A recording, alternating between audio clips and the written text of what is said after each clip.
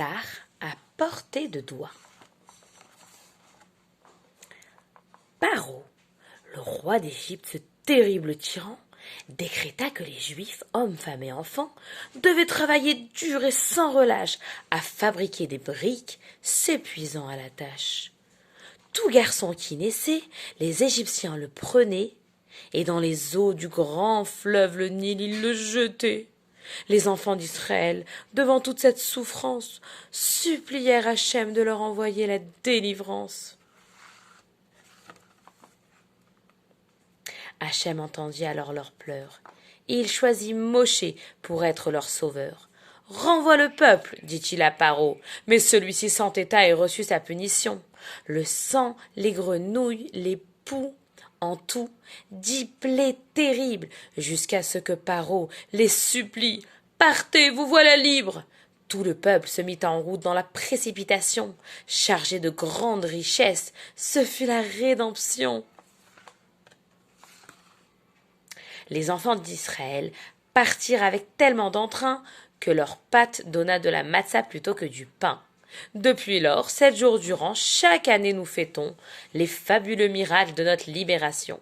À l'approche de Pessah, avec force et courage, nous éliminons le chametz en faisant le ménage. Et puisque la matzah est l'aliment de la foi, nous distribuons à chacun de la matzah shmoura. Tout est terminé, la maison est enfin prête, mais de peur que dans un coin il reste une petite miette, avec une bougie et aussi une plume d'oie, papa va vérifier en faisant la bdika. 10 morceaux de chametz soigneusement emballés sont gardés pour demain afin d'être brûlés. Nous disposons sur la table les assiettes et les bougeoirs et nous nous reposons en prévision de ce soir. Le soir venu, avec un sentiment de royauté, nous entamons le seder avec nos invités. Sur les coutumes de ce soir, nous posons 4 questions, afin que papa nous en donne une belle explication.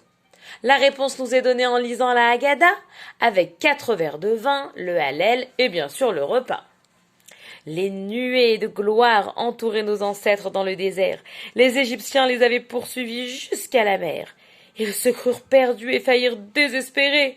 Mais Moshe ouvrit la mer et ils purent la traverser. Ce grand miracle qui eut lieu le 7e jour est lié à la délivrance que nous attendons toujours. Pour mieux vivre cela, le dernier jour de Pessah, nos rabbis ont instauré un repas, la Seudat HaMashiach. Joyeux Pessah, les enfants!